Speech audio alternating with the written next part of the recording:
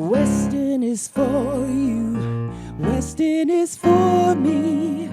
History tells us that we have a story that began in hardship. Now we live in unity. Weston belongs to you and me. Come with me now, a ways back in time, to a time before Weston was Weston.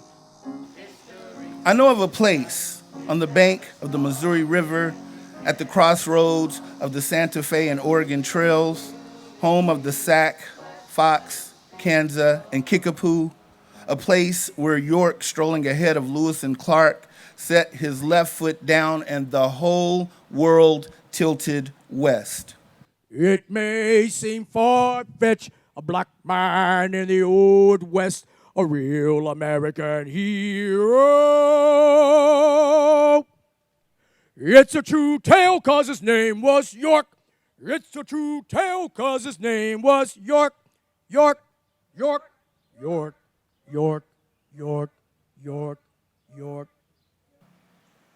For 200 years, dwellings and livelihoods, churches and relationships were built, each one brick by brick by brick, imbued with the labor and power and skill of stolen black hands. Platte County was really one of the corner posts of the Confederacy and of slavery.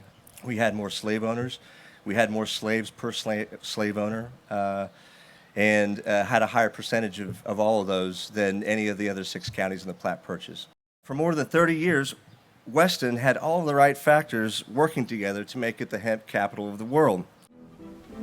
In the old days, breaking was done by hand, one of the hardest jobs known to man. We know that by the time the Civil War began, Platte County census records indicated that there were exactly 2,559 enslaved people here. So with the abolition of slavery in Missouri, educating blacks was no longer illegal, but it was, of course, segregated. After 1865, impromptu schools for the formerly enslaved cropped up around here in churches, homes, and barns. The first teachers were former slaves who had secretly learned on their own. So until 1954, the year I was born, Weston educated black students only through the 8th grade. For higher education or high school, children had to leave their families. Sometimes the whole family uprooted and moved to places like Kansas City, St. Joe, or Leavenworth that were large enough to support a black segregated high school. My primary job was to educate the Negro children from ages 6 to 14 in grades 1st through the 8th, and I did it gladly for nearly 40 years. Did I tell you at Christmas we put on a little concert and the voices of those children were beautiful and filled the halls with such promise? I'd hear them sing, "Fall on your knees, oh, hear the angels' voices." Oh, those angels' voices. From the depths of my soul, my belief was that any student could rise beyond their station.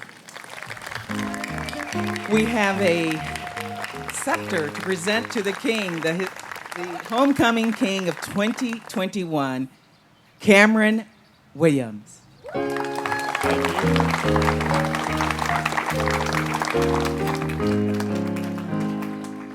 There is a little brown girl in a classroom who has no idea how beautiful her Afro puffs are, and she needs to know. There is a little brown boy who doesn't see himself reflected in a biased curriculum, so he loses interest, gets labeled with a behavior disorder, drops out, runs across the right cop on the wrong day, and becomes a headline and a hashtag. He needed to know. I know of a place that was once as far west as you could go, where more than 400 wandering souls are now free at last, where we travel back to the future by remembering the past. This is the home of countless Black lives that certainly mattered. I have no choice but to sing their names. Thank you. Dinah Robinson had been born enslaved, relocated to Weston with her enslaver in 1840, and then bought her and her family's freedom in 1859.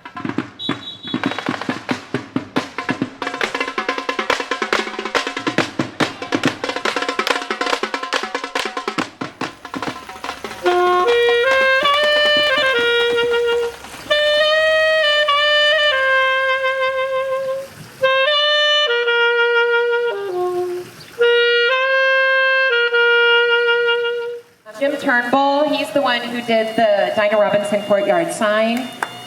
Carl Crockett did the plinth and all of the brickwork for us. Patrick Larson helped us to get the fountain up and running again.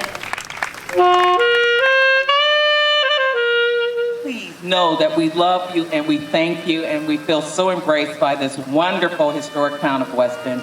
And from the bottom of my heart, I love you all and thank you, thank you, thank you.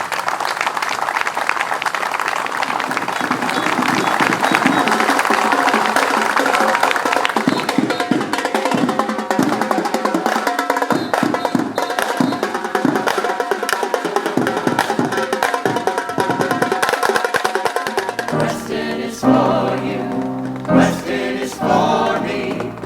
History tells us that